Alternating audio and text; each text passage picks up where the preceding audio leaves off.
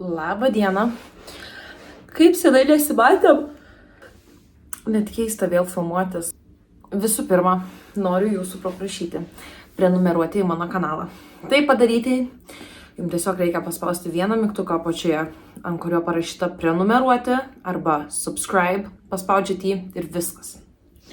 Jums tai nieko nekainuos, o man tai reikš labai daug. Pradedam.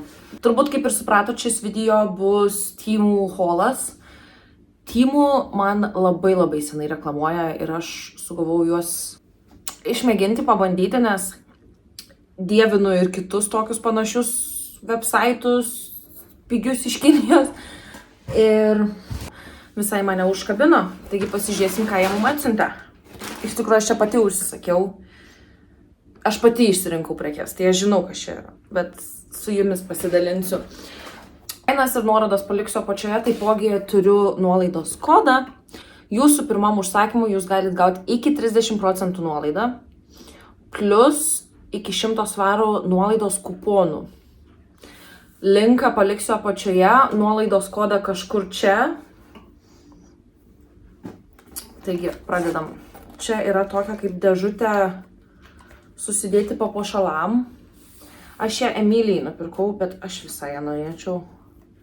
Va, šitie va dar išsiema, šitas išsiema ir šitas. O galima taip, galima be, arba galima tik vieną. Šitaip. Bet visai gerai man jie būtų. Žinot, kai važiuojat atostogų, pavyzdžiui, arba turit kokį renginį ir reikia papuošalus. Aš dažniausiai jos tiesiog įsimetu į tašę ir jie visi supainioti, suvinioti būna. Šitas būtų labai fainas viskas susidėti, ko reikės tom 2-3 dienom arba atostogom, pavyzdžiui. Gal aš visai savo jį pasiliksiu, o ne Emilijai duosiu. Gerai. Tada turim tokį dalyką. Aš nežinau, jeigu... Ar man su jo išeis, bet aš jį pasiėmiau, kad Emilijos knygas apvilkti. Jeigu man išeis, aš jums paliksiu... Uždėsiu video čia, kaip aš tai darau, bet aš nežinau, man jo neina atidaryti. Ir aš turiu dar vieną tokį, tik per matomą, o Emilija labai norėjo rūžavo. Ir aš nesuprantu, kokia čia pusė turėtų lipnioji būti, bet jo, jis yra per matomas. Tada turim tokių širdelių, jų turėjo būti 10, man atrodo, bet aš jau keletą jų sunaudojau. Tokios širdelės ir turim virvelių porą. Aš ją galvoju ant dovanų uždėti, vardus užrašyti. Tokios eglutės irgi. Tai irgi galvoju ant dovanų užrašyti ant jų užrašyti vardus ir pakabinti ant dovanų. Va, galės vaikai nuspalvinti, papuošti, kaip jie norės. Tada ką dar čia? Į kalėdų temą. Čia irgi ant jų ant dovanų uždėti. Ir rudas toks siuliukas. Gerai, tada turim tokius, aš nežinau, kur aš juos dėsiu. Kaip visada prisisakau ir nežinau, kur dėsiu. Bet jie yra tokie va kalėdiniai. Aš gal atskirai nufilmuosiu ir parodysiu. Tuo. Tai... Jų galas yra tiesus, aš nežinau, gal juos irgi klijuosim prie... Galim priklijuoti prie šitų širdelių, kur gavom, arba šiaip tikrai kažką su vaikais sugalvosim. Arba irgi ant dovanų užklijuoti jos tokius, bet labai faini. Tada Emilijai. Nežinau, ar žinot, ar nežinot, bet Emilija yra dabar pasinešus ant apyrankių gaminimo. Darimo apyrankių. Tai nupirkau tokių clay beads. Ne, čia ne clay beads, čia tiesiog beads. Polymer clay. 30 tokių. Irgi jums atskirėjas nufilmuosiu. Ką čia turim? Senį šaltį, eglutę. Žodžiu, visokie kalėdiniai. Tada irgi tą pačią temą. Turim tokių, paėmiau raudonų, kad būtų kalėdiniam apyrankiam. Ir tada tokia, jinai kaip ruda, tokia neutrali, tokių va kamuoliukų paėmiau, kad tiktų prie šito seto. Tai jinai apyrankės daro iš tokių clay beads, o čia jų yra daug. Čia vienos spalvos labai daug, toks neutralus. Čia rūžavi, čia tokie balti, aš net ne, ar balti, ar kreminiai. Ne, balti. Čia balti tada, rudi ir beige tokios spalvos. Tada daug tokių auksinių, na čia natūraliom apyrankėm ir raidelių yra.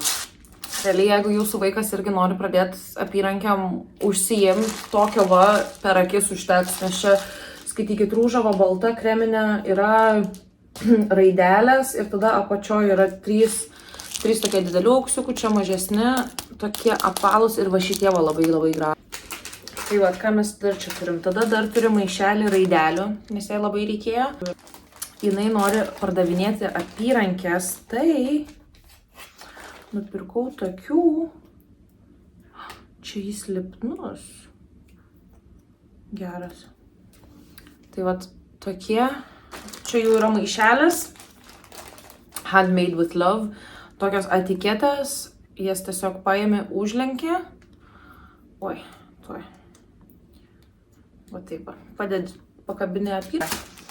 Tokie maišeliai, Emilija šitų maišelių labai norėjo, aš nežinau, ką jinai su jais darys, kaip suprantu, irgi apyrankės į juos noriu įdėti, bet tokie va maišeliai. Kiek čia mes jų turim? 15 maišelių, tai turim mėlynus, turim oranžinį ir tokį juodą.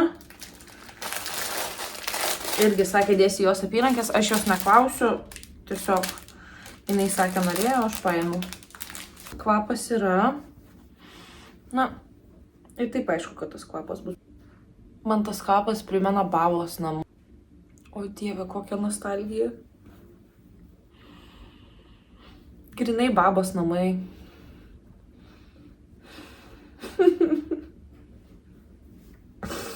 Taigi, medžiagytės. Emilija turi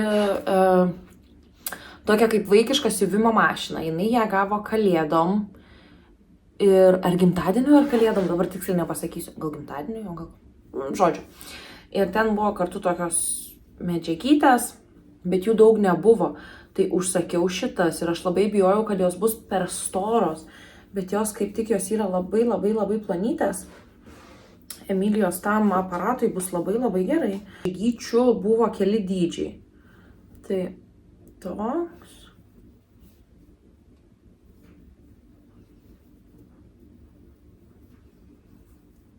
Tuoj. Labai gražios, fainos spalvytės. Aš nežinau, ką Emilija norės iš jų padaryti, bet manau, jinai tikrai kažką sugalvos. Ir jos nebuvo brangios, tikrai. Tuoj. Nu va. Net nesakiau, man atrodo, Emilijai, kad aš jas pirkau. Čia 25 ant 25 cm. 7 tokie. Aš jų, žiūrėkit, net parašyta size, quantity, 100% kotonas. Galima skalbti iki 40 laipsnių. Ir lygint galima.